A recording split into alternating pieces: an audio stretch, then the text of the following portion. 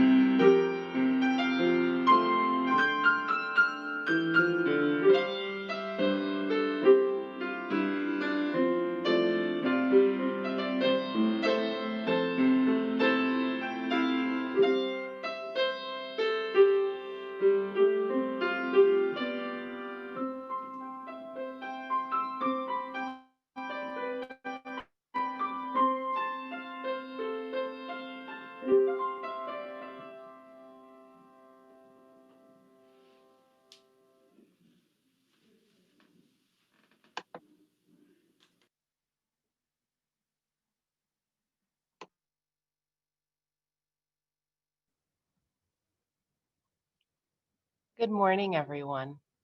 It is good to be with you.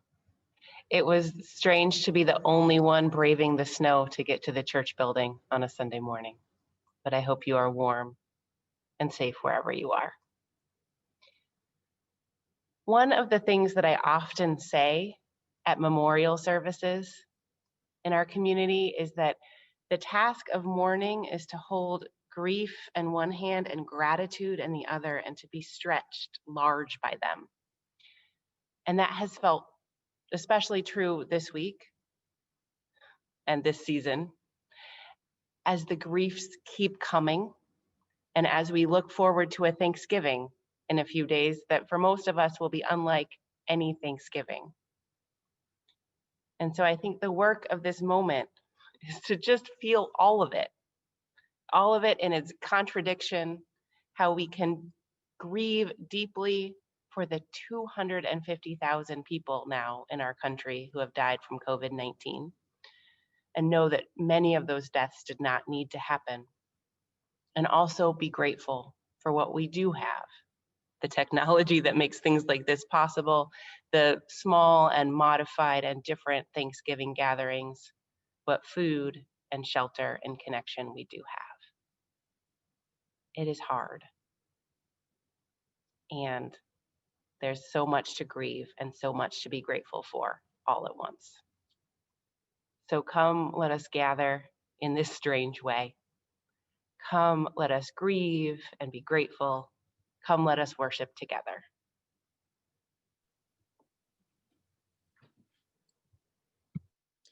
Good morning. My name is Sibel Shattuck.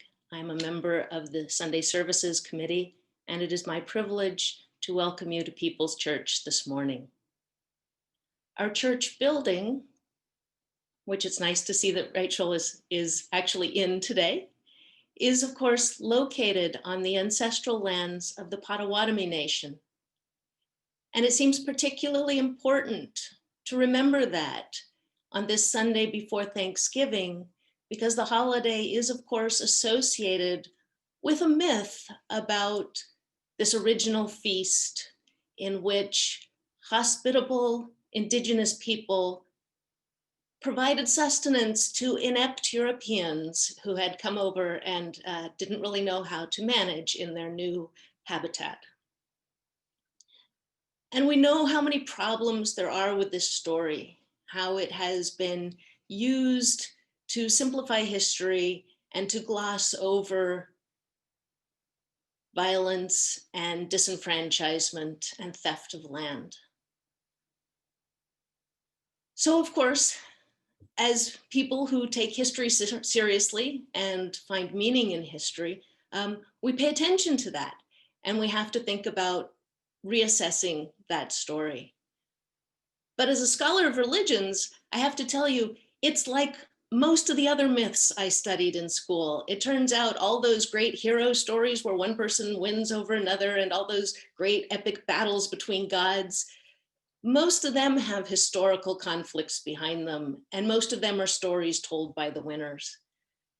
So I think like any good scripture, we can reevaluate the narrative and ask, where are there still useful meanings in it? And where are there things that we have to rethink?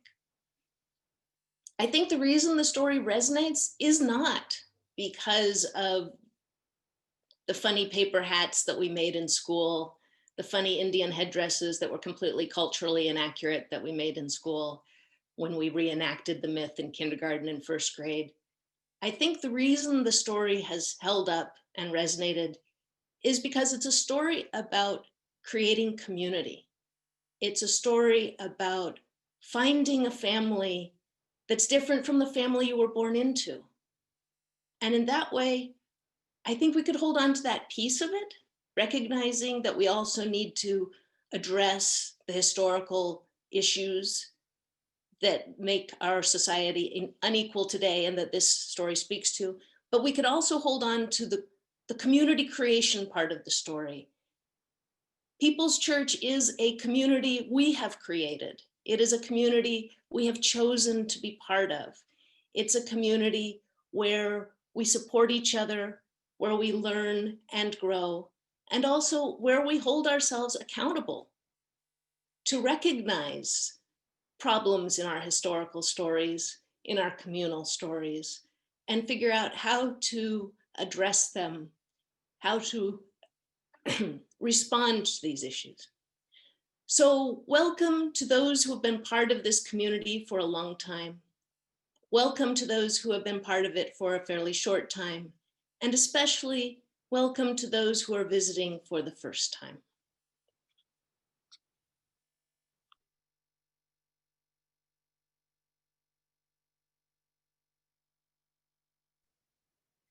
Good morning. It's time to sing our first song together. As always, I invite you to find a posture that enables free and comfortable breathing. Here we go.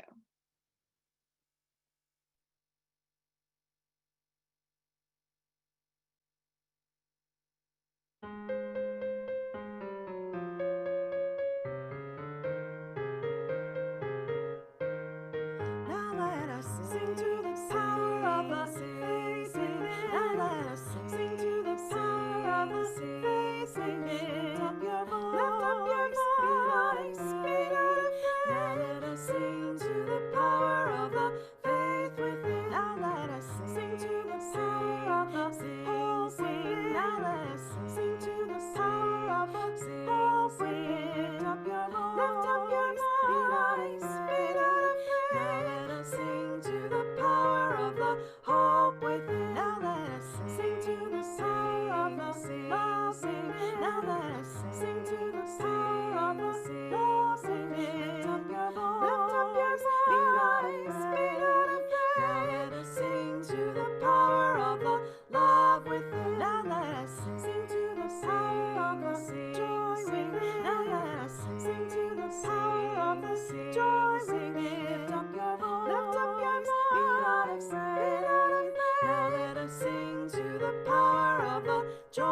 within.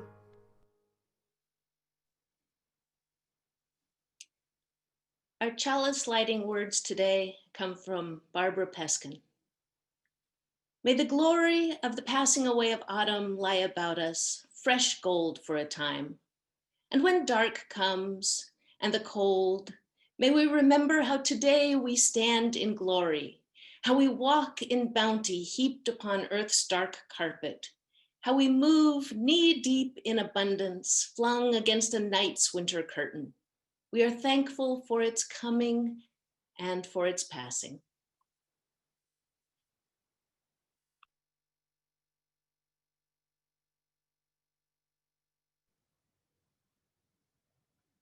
I have one announcement for us this morning, and that is that our service next Sunday is at a different time and a different Zoom link.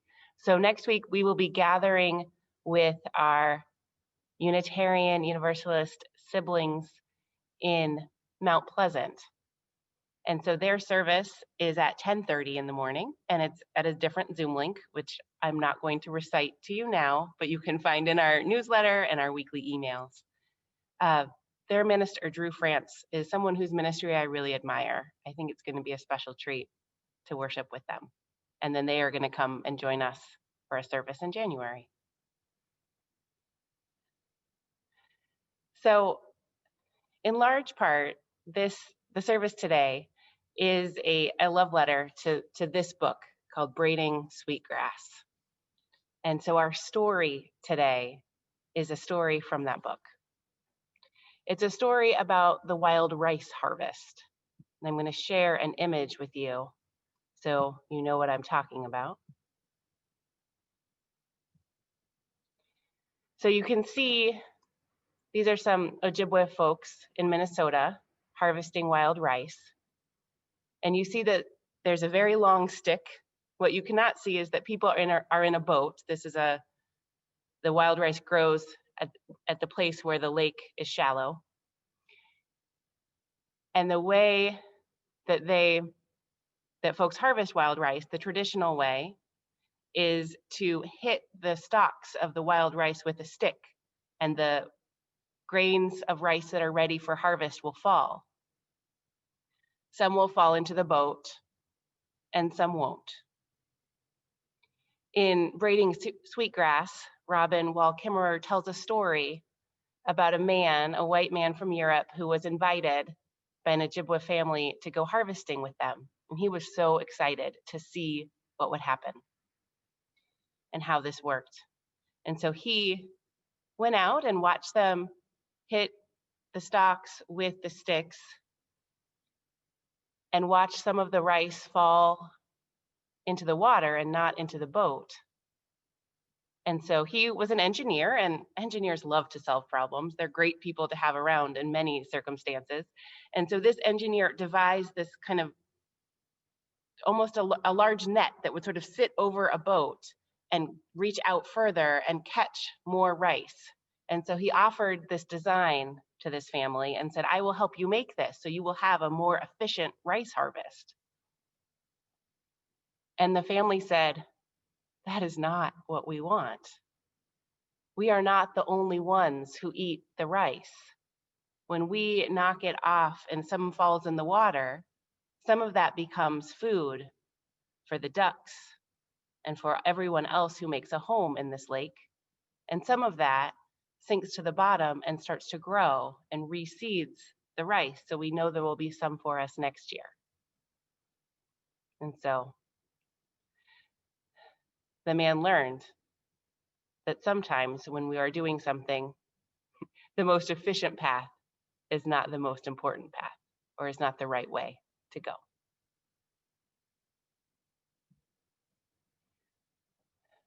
So that is our story. People's people are generous people. Yesterday, in a non-COVID world, this room would have been packed with artists and other vendors. There would have been a cafe back there. There would have been pasties for sale and a white elephant sale and just so much buzzing activity, all of which would have been unsafe to do now. And so I want to encourage you, given that we can't complete all of our holiday shopping in an hour, which I had become accustomed to, I want to encourage you to continue to support our artists who have been at our bazaar. There's a link on our Facebook page and on our website to a list of artists who are set up for online sales. Oh, look at that. The link is already in this Zoom chat. You could do this while you're listening to the service if you want, to support them, because this is a hard season for them too. So if you want soaps or stickers or beautiful jewelry or the warmest mittens I've ever had, or delicious caramels, and on, please consider supporting our artists through this hard season for them. They don't have holiday bazaars to be at in the same way. And we also know that not having the bazaar is a loss in fundraising money for the church. So if you are blessed with having enough right now, I would encourage you to give some of your plenty away to all of the people who need it more, to causes doing good and important work in the world. And I hope that you include the church in your list of worthy recipients of your bounty. The offering will now be received.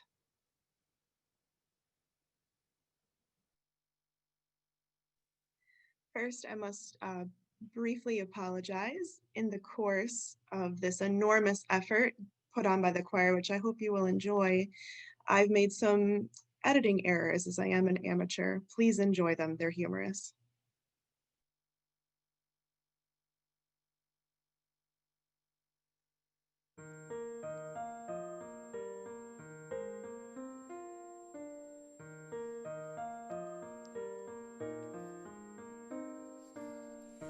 Birds with their songs so sweet, warm air and bare feet, simple gifts are free, like peace and unity. Snowflakes so delicate, memories we won't forget, greater than all.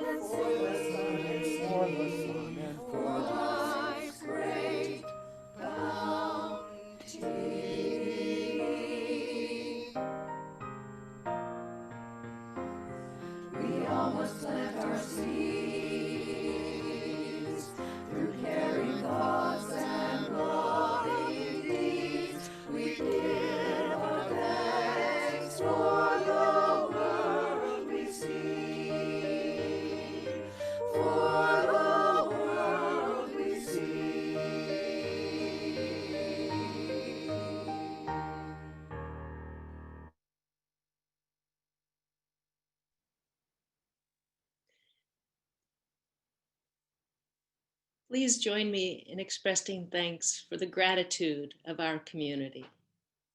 From the countless gifts we each have been given, gifts of life and love and sustenance, we bring these small portions to share in the works of love which none of us can accomplish alone.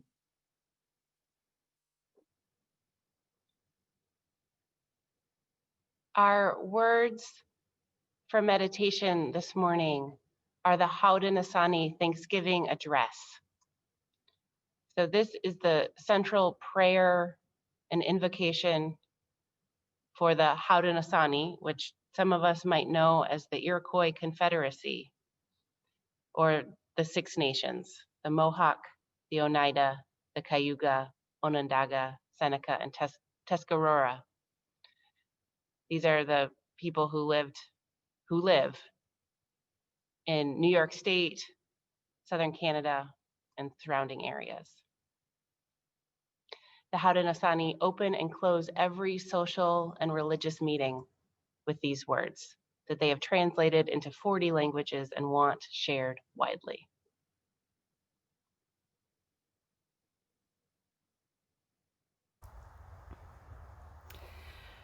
Greetings to the natural world, the people. Today we have gathered to see that the cycles of life continue. We have been given the duty to live in balance and in harmony with each other and all living things. So now we bring our minds together as one as we give greeting and thanks to each other as people. And now our minds are one. The Earth Mother. We are all thankful to our Mother, the Earth, for she gives us all that we need for life. She supports our feet as we walk about upon her. It gives us joy that she continues to care for us as she has from the beginning of time. To our Mother we send greeting and thanks.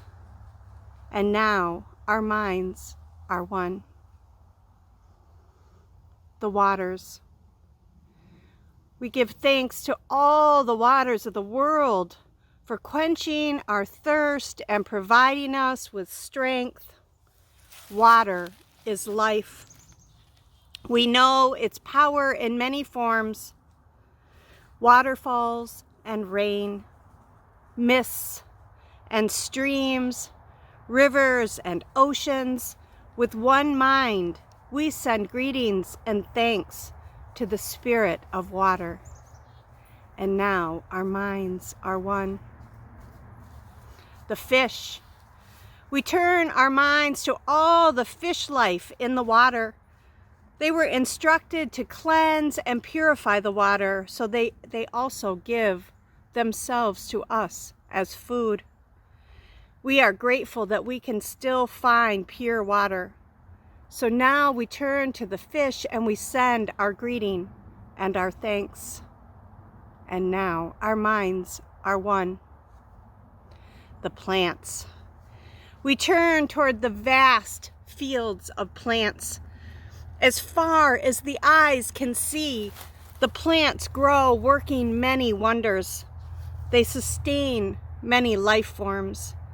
With our minds gathered together, we give thanks and look forward to seeing plant life for many generations to come. And now our minds are one. The food plants. With one mind, we turn to honor and thank all of the food plants we harvest from the garden. Since the beginning of time, the grains, the vegetables, the beans, and the berries have helped the people survive.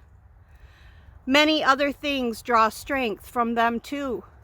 We gather all the plant foods together as one, and we send them a greeting of thanks. And now our minds are one. the medicine herbs. Now we turn to all the medicine herbs of the world. From the beginning, they were instructed to take away sickness. They are always waiting and ready to heal us. We are happy they are still among us. Those special few who remember these plants for healing. With one mind, we send greeting and we send thanks to the medicines and the keepers of the medicines. And now our minds are one. The animals, we gather our minds together to send greeting and thanks to all of the animal life in the world. They have many things to teach us. As people, we are honored by them when they give up their lives so that we may use their bodies as food for our people. We see them near our homes and in the deep forests.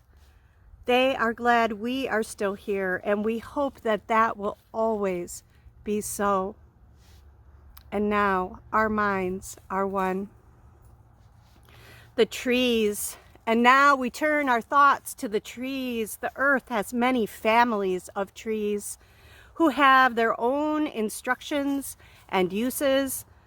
Some provide us with shelter and shade, and others with fruit, beauty, and other useful things. Many of the people of the world use a tree as the symbol of peace and strength.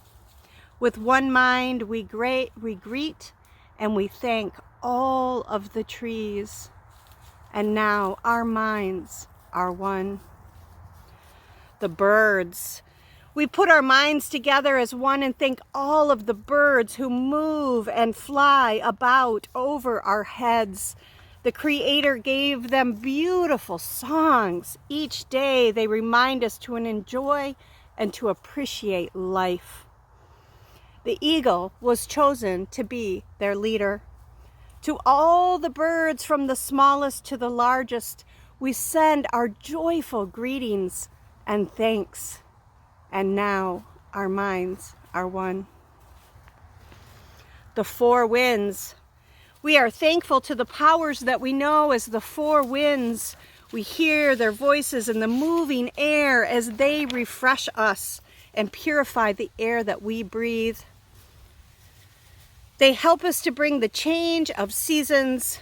From the four directions they come, bringing us messages and giving us strength. With one mind, we send our greetings and our thanks to the four winds. And now our minds are one. The thunderers. Now we turn to the west, where the grandfathers live, the thunder beings. With lightning and thundering voices, they bring with them the water that renews life. They are thankful. We are thankful that they keep those evil things made by the Akwisers underground. We bring our minds together as one to send greetings and thanks to our grandfathers, the thunderers. And now our minds are one. The sun. We now send greetings and thanks to our eldest brother, the sun, each day without fail. He travels the sky from east to west, bringing the light of a new day. He is the source of all the fires of life. With one mind, we send greetings and thanks to our brother, the sun. And now our minds are one. Grandmother Moon.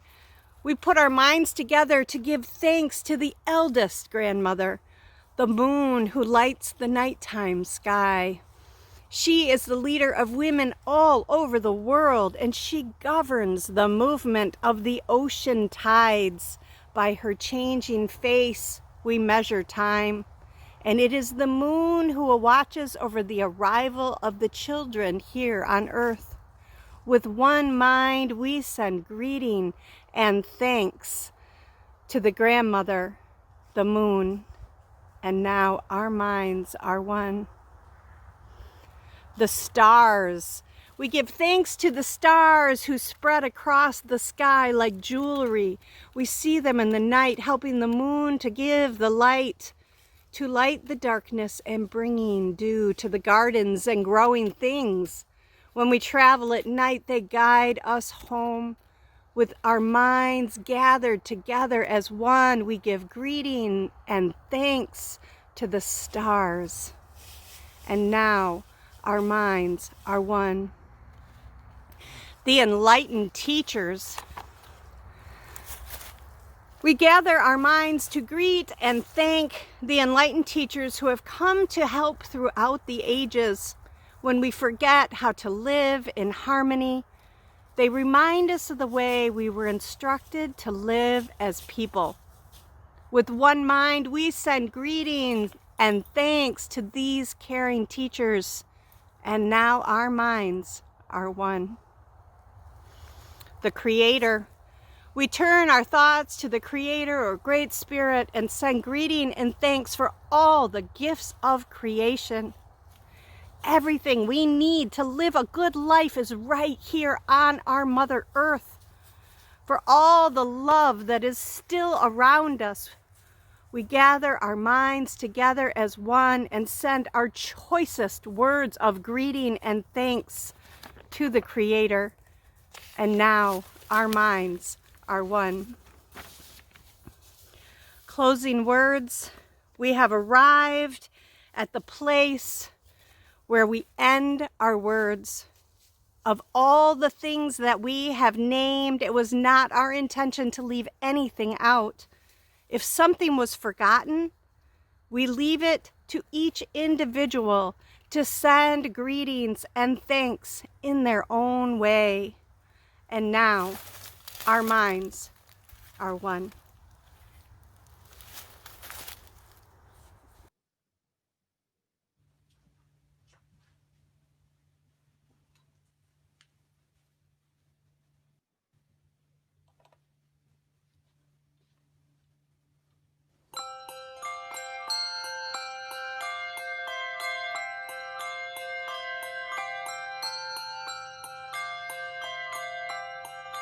For the beauty of the earth, for the splendor of the skies, for the love which from our birth over and around us lies.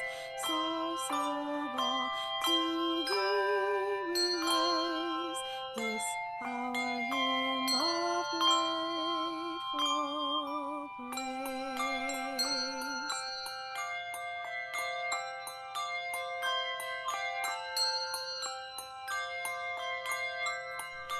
For the joy of ear and eye, for the heart and mind's delight, for the mystic harmony, linking sense to sound and sight. Source of all, to thee we raise this our hymn of grateful praise.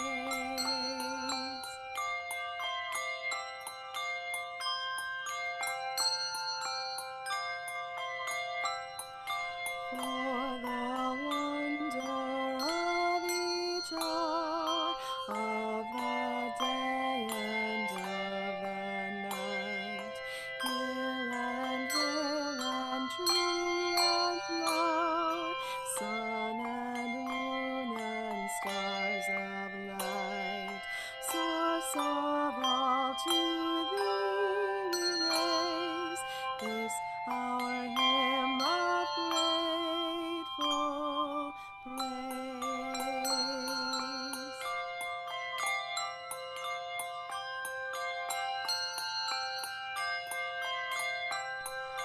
For the joy of human care, sister, brother, parent, child, for the kinship we all share, for all gentle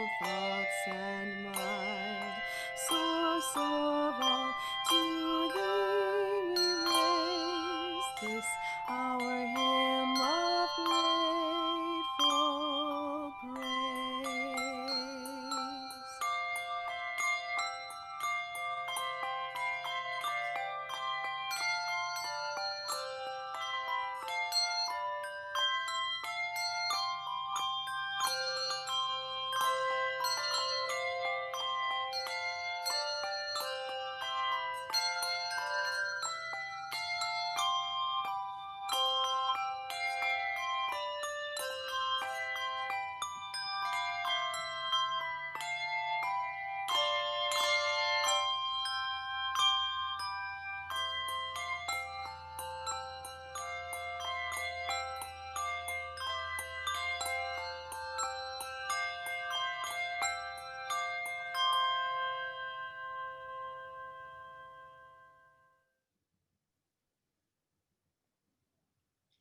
Our first reading today is The Seven of Pentacles by Marge Piercy.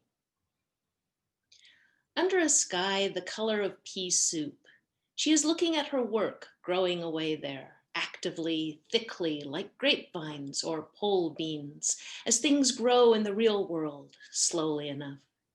If you tend them properly, if you mulch, if you water, if you provide birds that eat insects a home and winter food, if the sun shines and you pick off caterpillars, if the praying mantis comes and the ladybugs and the bees, then the plants flourish, but at their own internal clock.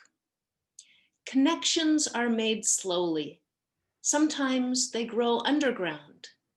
You cannot always tell by looking what is happening. More than half a tree is spread out in the soil under your feet. Penetrate quietly as the earthworm that blows no trumpet. Fight persistently as the creeper that brings down the tree. Spread like the squash plant that overruns the garden. Gnaw in the dark and use the sun to make sugar. Weave real connections, create real nodes, build real houses. Live a life you can endure, make love that is loving. Keep tangling and weaving and taking more in, a thicket and bramble wilderness to the outside, but to us, interconnected with rabbit runs and burrows and lairs. Live as if you liked yourself, and it may happen. Reach out, keep reaching out, keep bringing in. This is how we are going to live for a long time. Not always. For every gardener knows that after the digging, after the planting, after the long season of tending and growth, the harvest comes.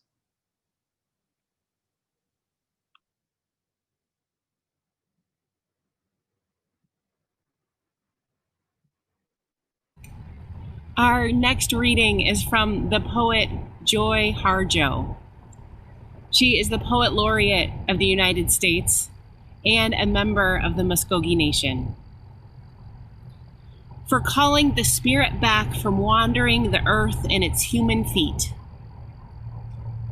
Put down that bag of potato chips, that white bread, that bottle of pop. Turn off the cell phone, computer, and remote control. Open the door, then close it behind you. Take a breath offered by friendly winds. They travel the earth gathering essences of plants to clean. Give it back with gratitude. If you sing, it will give your spirit lift to fly to the stars' ears and back. Acknowledge this earth, who has cared for you since you were a dream planting itself precisely within your parents' desire. Let your moccasin feet take you to the encampment of the guardians who have known you before time, who will be there after time. They sit before the fire that has been there without time. Let the earth stabilize your post-colonial insecure jitters.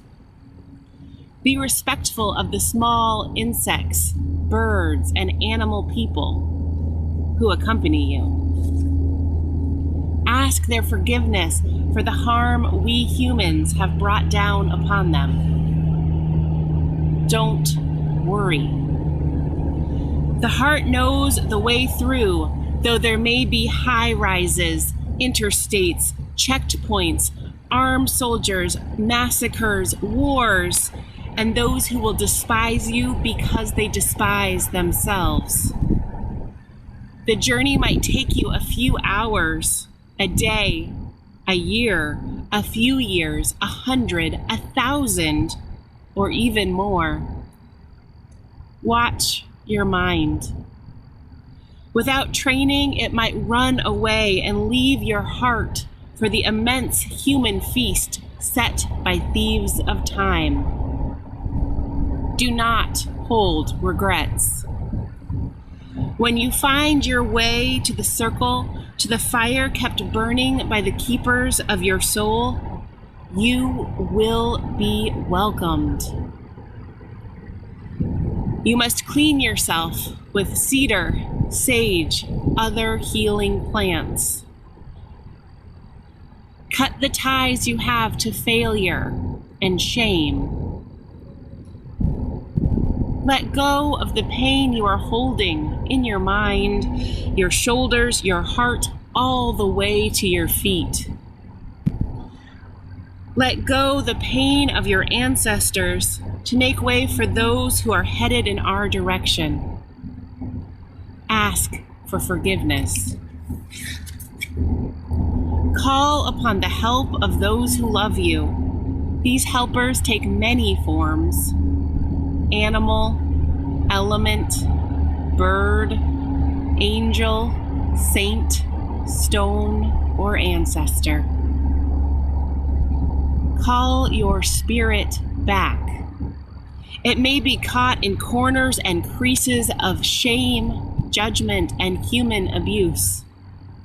You must call in a way that your spirit will want to return.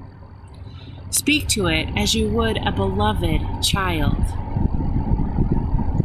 Welcome your spirit back from its wanderings. It may return in pieces, in tatters. Gather them together. They will be happy to be found after being lost for so long. Your spirit will need to sleep a while after it is bathed and given clean clothes. Now, you can have a party. Invite everyone you know who loves and supports you. Keep room for those who have nowhere else to go. Make a giveaway, and remember, keep the speeches short. Then you must do this. Help the next person find their way through the dark.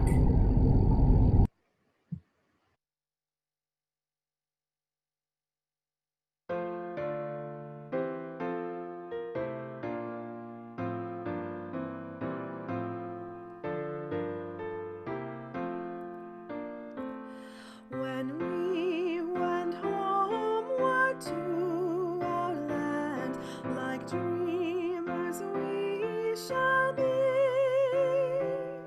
like leaping rivers in the spring, we'll joyful be and free. For though our sowing work is hard and tears to freely flow, on harvest day we'll shoulder sheaves, our hearts will overflow.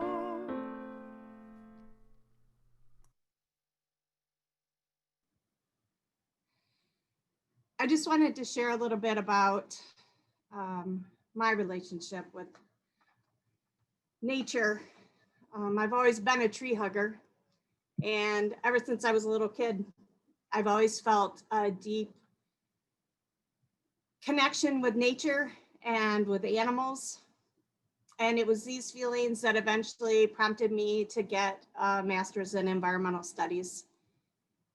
And yet, all through school, I found myself constantly disappointed and dismayed at how often my science classes reduced the natural world to carrying capacity and commodities, while not acknowledging the interconnectedness and the spirit that I experienced in nature.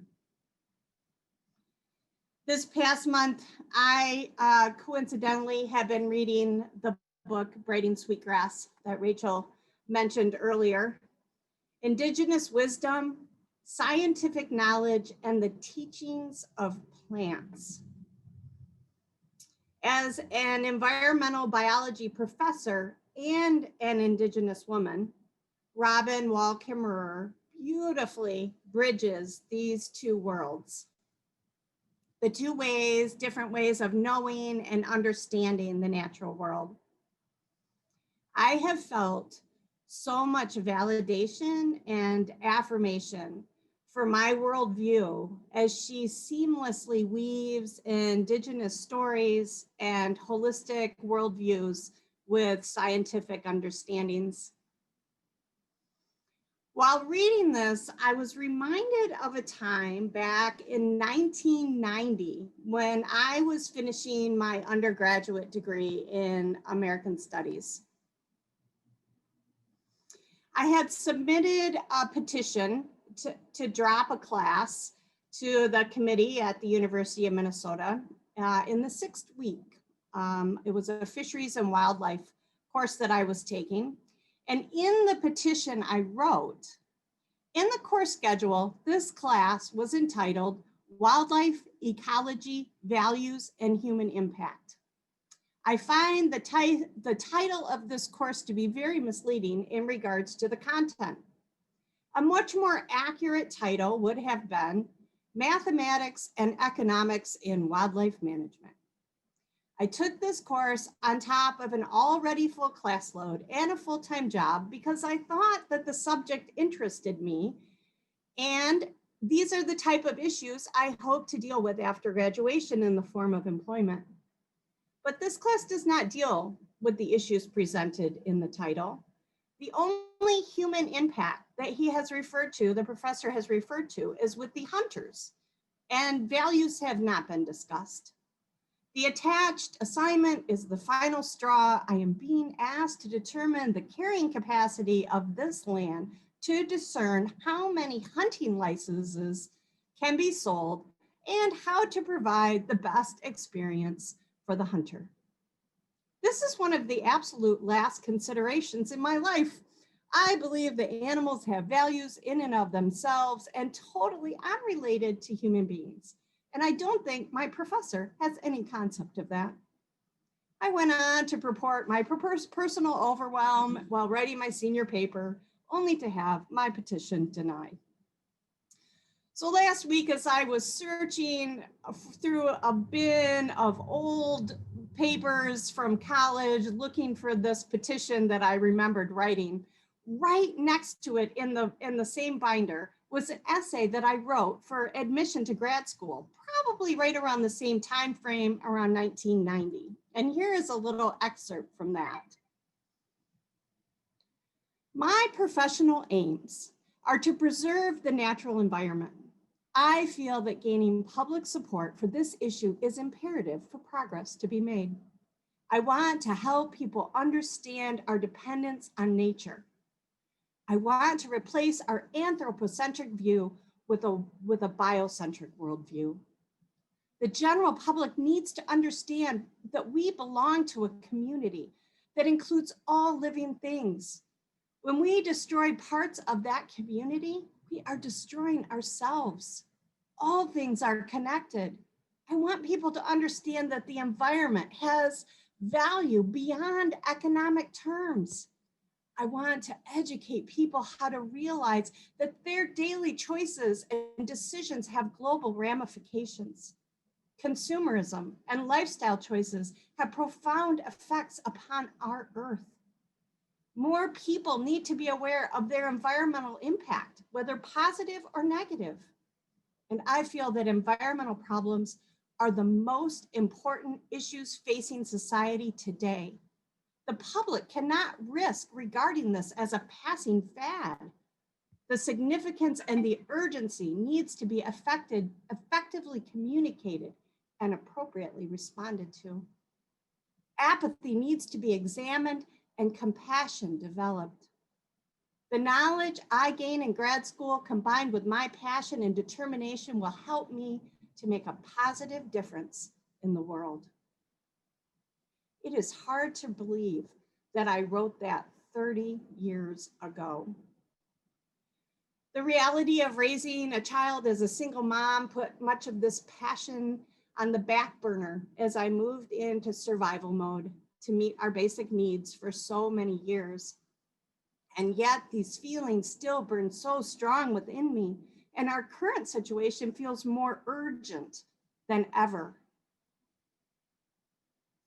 As I've been reading Braiding Sweetgrass this past month, I have felt so affirmed in my way of thinking about and relating to the natural world.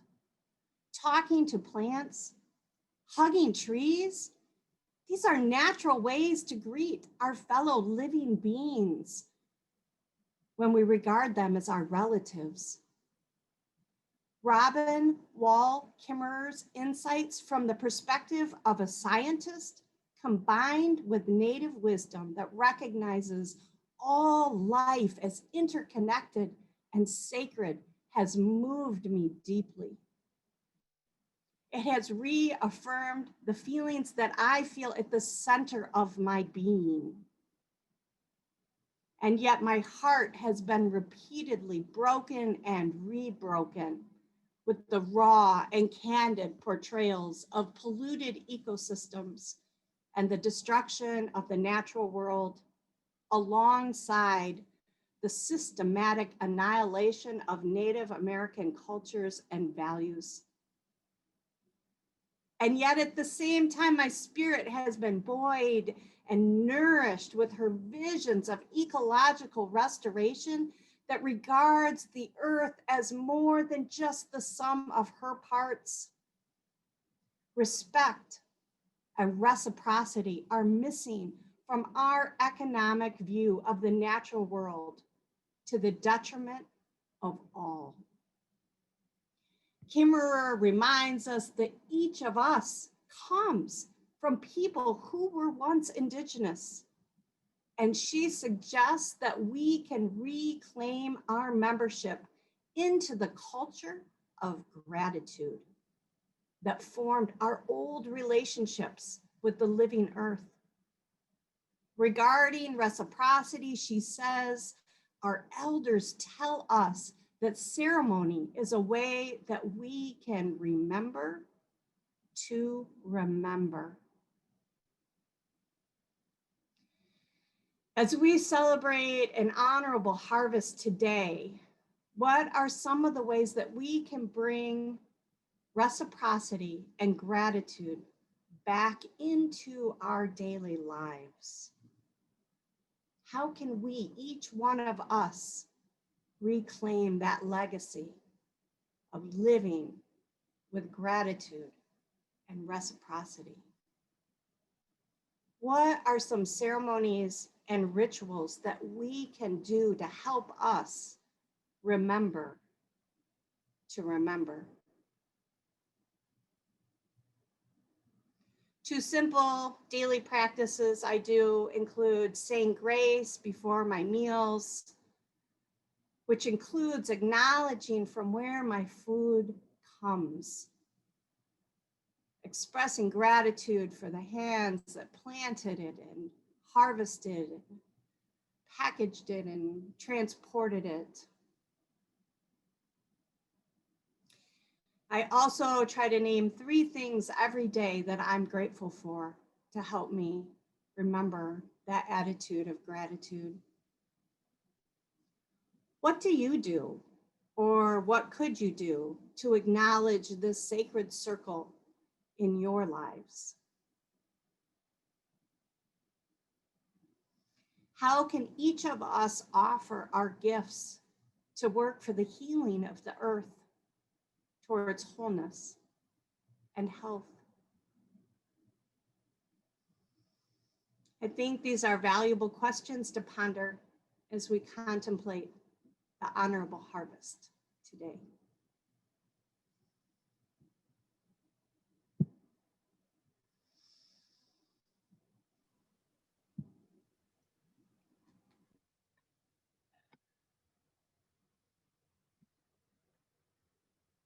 This is going to be a challenging Thanksgiving time for many of us. Some of our traditions and our gatherings are less accessible. We are reimagining, and it is exhausting to be in the 8th straight month of reimagining. And there are small gifts in this time of challenge. In no way do they balance out the hardships, but they are there too. We're figuring out what matters most and how to create some version of that. So one small piece at my house, this has included thinking really carefully about the Thanksgiving menu and what foods are most important to us, and recognizing the ones that we might have because we've always had them, not because anybody particularly likes them, and maybe not making them. And this is also a chance for a larger reimagining of what Thanksgiving could mean. As Sibel so beautifully put it, we know that the myth that we were taught when we were small is not true. We know that the story of the white colonization of this continent is not a happy one. It's full of violence and death and broken promises, broken treaties, and efforts to erase Native cultures and wisdoms. And a piece of this that is ours to own as Unitarian Universalists is that the Pilgrims are our religious ancestors, and that Unitarians were instrumental in promoting the idea, the myth, of the Thanksgiving feast and that as a holiday. That is ours to own and sit with uncomfortably in this season. And that's a much longer sermon and not one that I'm giving today. But today, I want to lift up some Native wisdom about harvest and gratitude. And as we talk about Native wisdom, I think sometimes we can get stuck in this idea that somehow Native folks were frozen in time 500 years ago, that Native wisdom is ancient. And it's not. It's an evolving tradition, combining traditional practices and the teachings of science, sometimes using the teachings of science to recognize why the traditional practices made so much sense. So we're going to continue with the service that is kind of an elaborate book club or book report, I think, in some ways, about braiding sweetgrass. So Robin Wall Kimmerer is a botanist, professor, and a member of the Citizen Potawatomi Nation. It's a powerful book. I've yet to meet anyone who's read it who hasn't been moved. I've talked with people's people who have described their life as before braiding sweetgrass and after. So if nothing else, put it on your hold list at the library. It is hard to be in right relation with the earth and one another as we make choices about what we consume. Our systems are set up so we are disconnected from the source of the things we buy, whether they are food or otherwise. So how do we live with integrity and care for the interdependent web of all existence of which we are a part? So in Braiding Sweetgrass, Kimmerer asks us to consider how we harvest, how we consume. It's about our food choices and more. She writes, I know that thou shalt not covet thy neighbor's chloroplasts is good advice, and yet I must confess to full-blown chlorophyll envy. Sometimes I wish I could photosynthesize so that just by being, just by shimmering at the meadow's edge or floating lazily on a pond, I could be doing the work of the world while standing silent in the sun. The shadowy hemlocks and the wavering grasses are spinning out sugar molecules and passing them on to hungry mouths and mandibles, all the while listening to the warblers and watching the light dance on the water. It would be so satisfying to provide for the well-being of others. Shade, medicine, berries, roots. There would be no end to it. As a plant, I could make the campfire, hold the nest, heal the wound, fill the brimming pot. But this generosity is beyond my realm, as I am a mere heterotroph, a feeder on the carbon transmitted by others. In order to live, I must consume. That's the way the world works, the exchange of a life for a life, the endless cycling between my body and the body of the world. So instead, I live vicariously through the photosynthesis of others. I am not the vibrant leaves on the forest floor. I am the woman with the basket. And how I fill it is a question that matters.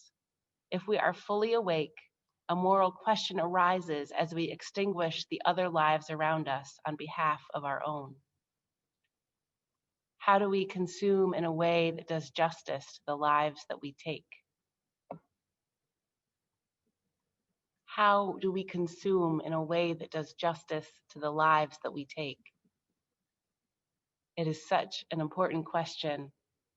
And Kimmer also offers an answer in the guidelines for an honorable harvest.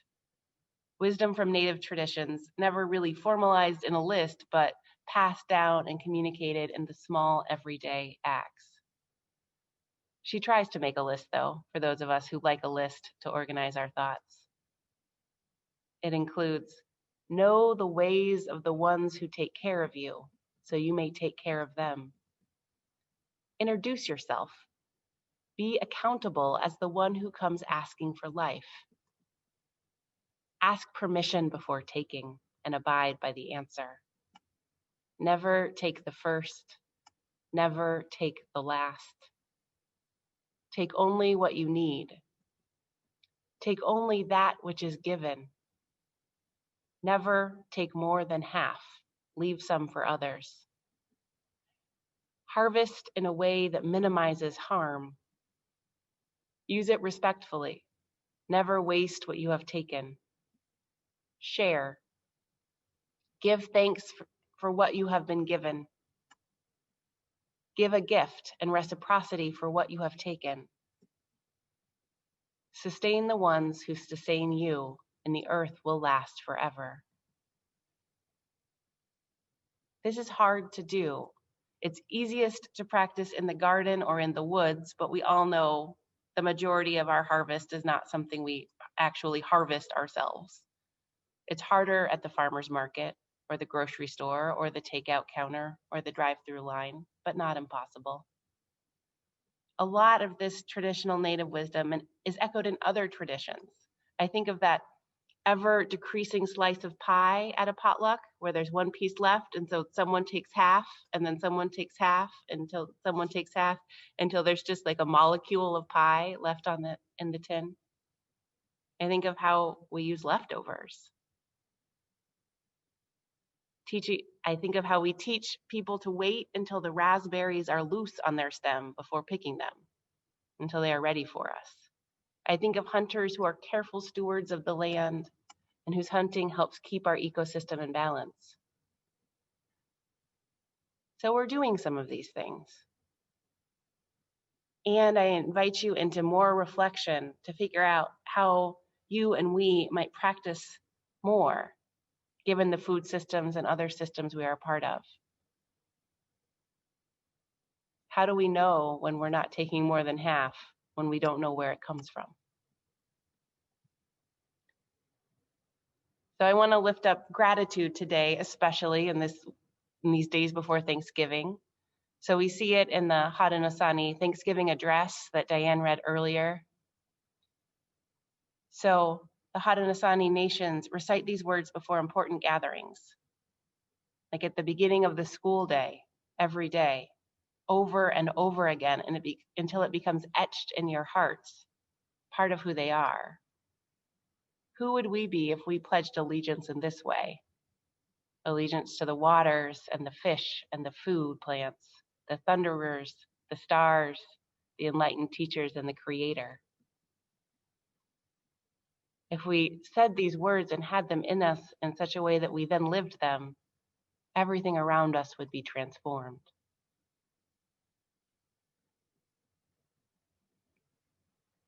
And so today, as we talk about Native wisdom, Indigenous wisdom, I want to be really clear that I and we and this service is sharing wisdom that we have permission to share. So throughout her book, Kimmerer writes that she asked permission to tell the stories and it was given. I'm sure there are many stories that she knows that permission was not given. And as a white person, I know that I'm heir to a lineage that first took land and then took culture. First, we tried to destroy culture in all sorts of ways.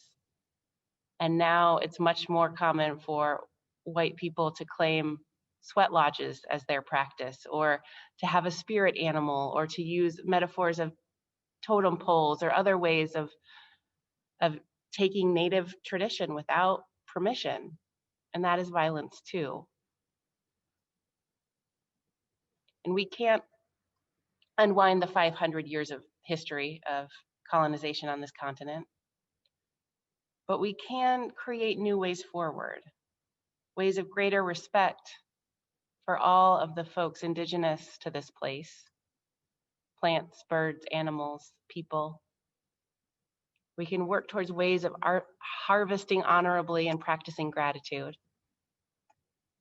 And many of you on this Zoom call are my teachers in this work.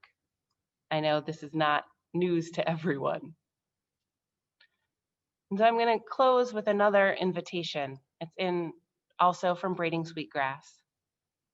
Robin Roll Kimmerer offers those of us whose ancestors are not from this continent another teacher. It's the broadleaf plantain. I'm going to share a picture with you.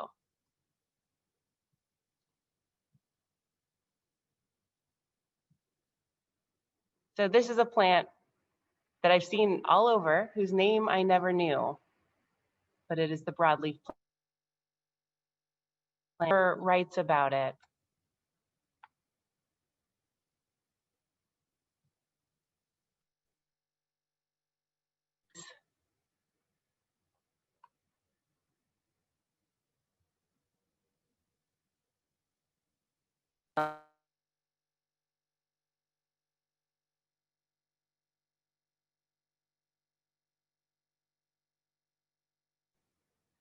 Okay, my Zoom crashed. We're going to try this again.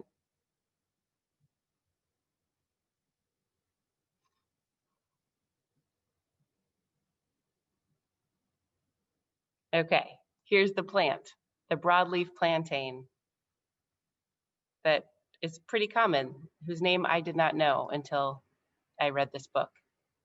And Kimmerer writes, our people have a name for this round leaf plant, white man's footstep. Just a low circle of leaves pressed close to the ground with no stem to speak of. It arrived with the first settlers and followed them everywhere.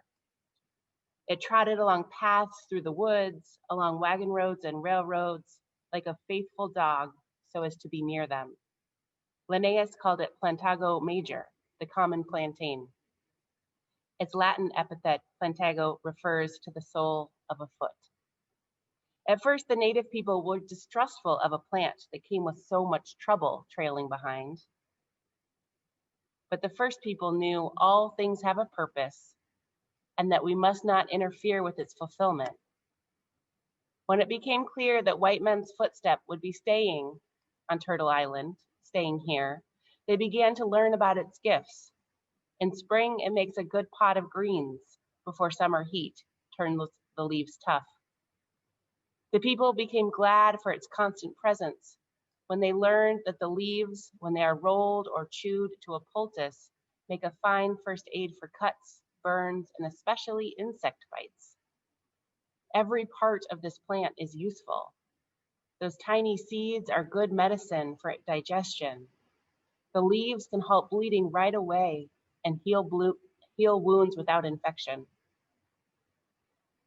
This wise and generous plant Faithfully following the people became an honored member of the plant community. It's a foreigner, an immigrant.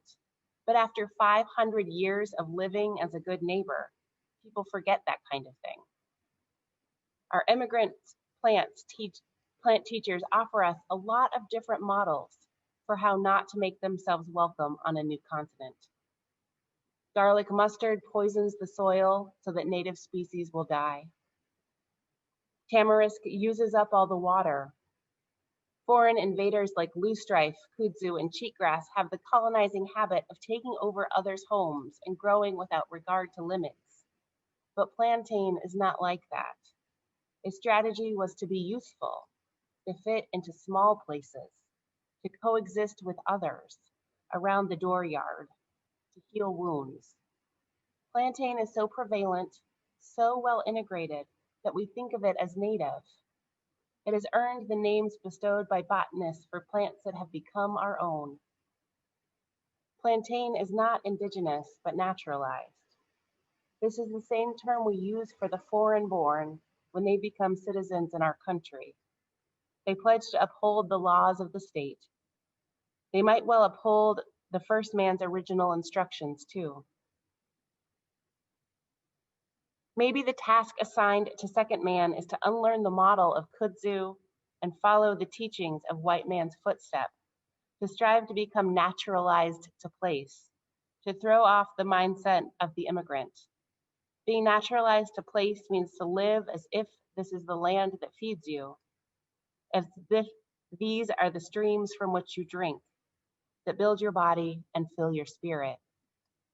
To become naturalized is to know that your ancestors lie in this ground. Here, you will give your gifts and meet your responsibilities.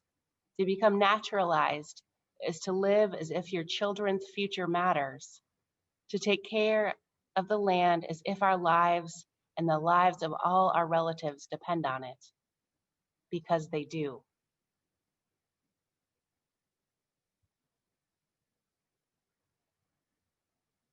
May it be so. May we make it so.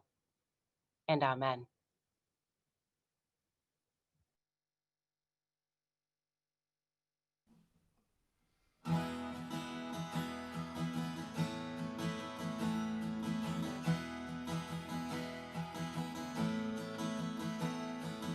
Though below me I feel no motion, standing on these mountains and plains, far away from the rolling ocean, still my dry land heart can save.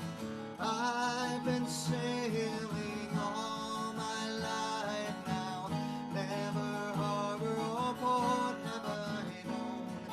The wide universe is the ocean I travel, and the earth is my blue old home.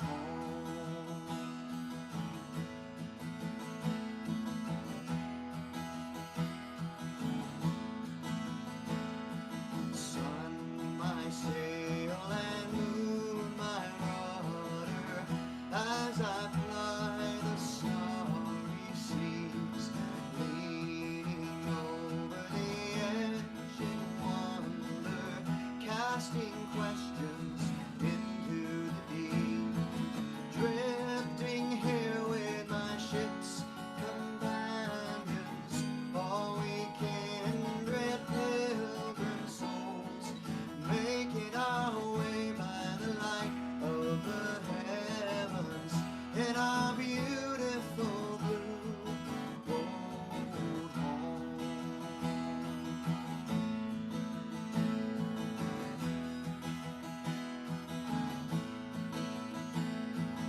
I give thanks to the waves upholding me, hail the great winds urging me on, read the infinite sea before me, sing the sky my sailor song. I was born upon the fathoms, never harbor or port have I known.